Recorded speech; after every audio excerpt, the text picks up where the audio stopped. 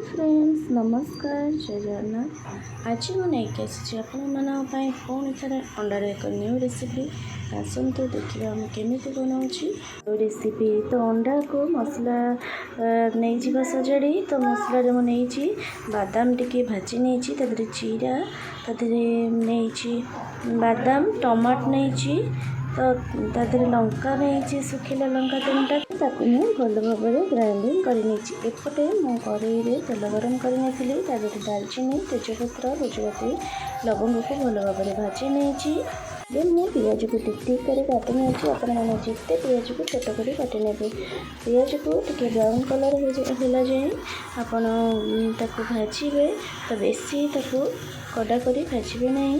तो ताकि मुझे बर्तमान आड कली कैप्सिकम आड कली देखो कैप्सिकम को आड करी टिके जस्ट भाजी नेली कैप्सिकम टिके मुझे अदा रसुण पेस्ट गोटे बड़ चामच नहीं जाइए भल भाव में घाटी नहीं आम जो ग्राइंडिंग कर मसला मुझे आड कर देखु आड कर भल भाव में घाटी नहीं एमती कर घाटे बर्तमान आम ढाकुणी घोड़ेदेवा देखते बर्तमान ढाकुणी घोड़े काढ़ीदेली 5 मिनट छाड़देवे।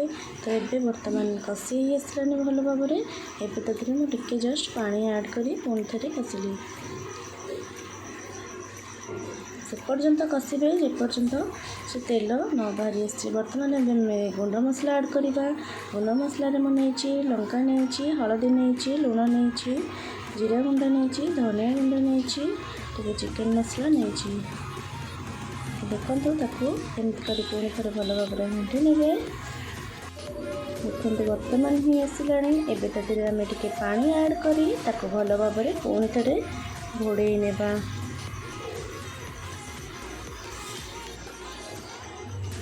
एबे देखंतु तेल भी टिके छाड़ी आसला भल भाव में पुणी थे घाटी नेबा। केते सुंदर देखा भी जाउची केते सुंदर फ्लेवर भी आसुची। तो देखंतु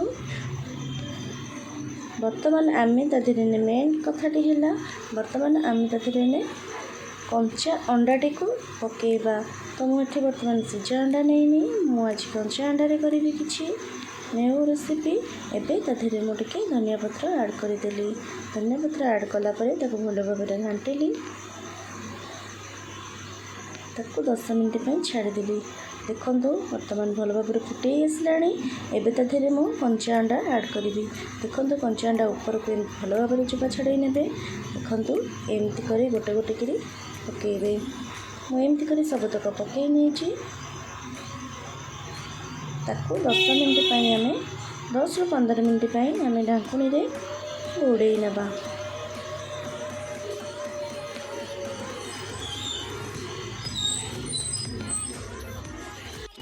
देखो बर्तमान देखु ये टाइप आपण मैंने करेंगे देखो बर्तमान मुझे काढ़ीदेली अंडा भी आसला भल भाव में।